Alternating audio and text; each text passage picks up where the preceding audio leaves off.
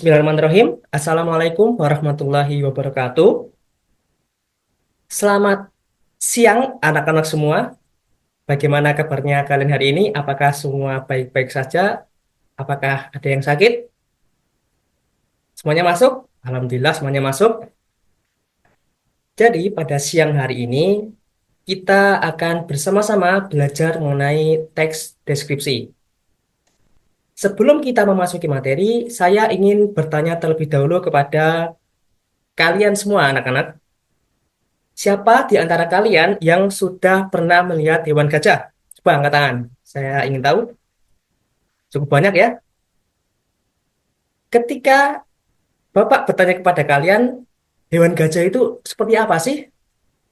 Seperti apa? Hewan gajah merupakan hewan yang besar. Apa ada lagi?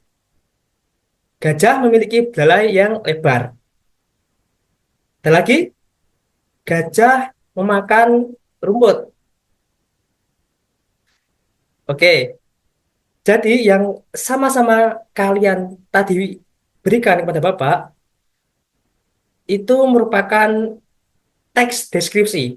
Nah, teks deskripsi adalah gambaran suatu objek secara terperinci dan jelas. Syarat dari objek yang kita deskripsikan itu harus bisa kita lihat secara panca indera atau berwujud. Itu merupakan penjelasan dari teks deskripsi. Nah, di dalam teks deskripsi terdapat tiga struktur yang harus kita perhatikan.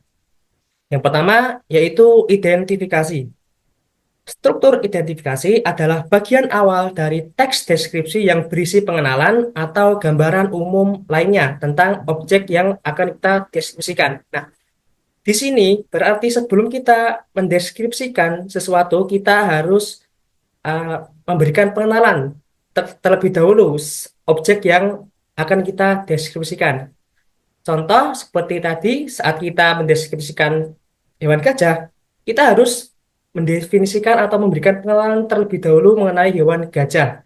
Seperti contoh mungkin gajah merupakan hewan yang memiliki tubuh yang paling besar di antara semua makhluk darat. Atau yang lebih mudah, gajah merupakan mamalia. Nah, selanjutnya ada deskripsi bagian. Struktur deskripsi bagian adalah gambaran rinci dari sudut pandang penulis tentang suatu objek yang bisa ditangkap oleh panca indera. Seperti yang sudah Bapak jelaskan tadi di awal, objek yang dideskripsikan itu syaratnya harus bisa kita lihat dengan panca indera. Nah, setelah kita menetapkan objek yang akan kita deskripsikan, kita bisa melakukan deskripsi juga sesuai dengan panca indera kita. Seperti contoh, penglihatan. Kita melihat gajah memiliki belalai yang besar, sehingga kita bisa menulis gajah memiliki belalai yang besar. Contoh lain, indera pendengaran kita. Kita bisa menulis gajah memiliki suara yang sangat lantang atau sangat keras. Atau bisa juga dengan indera perabaan kita. Kulit gajah memiliki struktur yang keras dan tebal. Nah, itu tadi contoh deskripsi bagian. Dan yang terakhir adalah kesimpulan.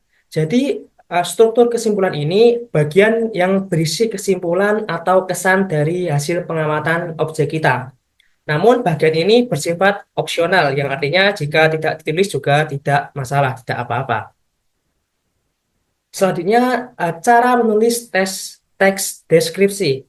Yang pertama, tentu kita harus menentukan topik apa yang akan kita bahas terlebih dahulu. Seperti tadi, contoh gajah, sehingga kita bisa menuliskan gajah sebagai atau menetapkan gajah sebagai topik yang akan kita amati. Nah, selanjutnya melakukan pengamatan. Kalau kita ingin menulis sebuah teks deskripsi, tentu kita juga harus pernah melihat dengan indera kita sendiri objek yang akan kita amati. Yang ketiga, membuat kerangka teks sesuai struktur yang barusan Bapak jelaskan. Ada struktur identifikasi, struktur deskripsi bagian, dan juga kesimpulan. Dan yang terakhir, menyusun kalimat dengan benar dan jelas. Itu yang terpenting.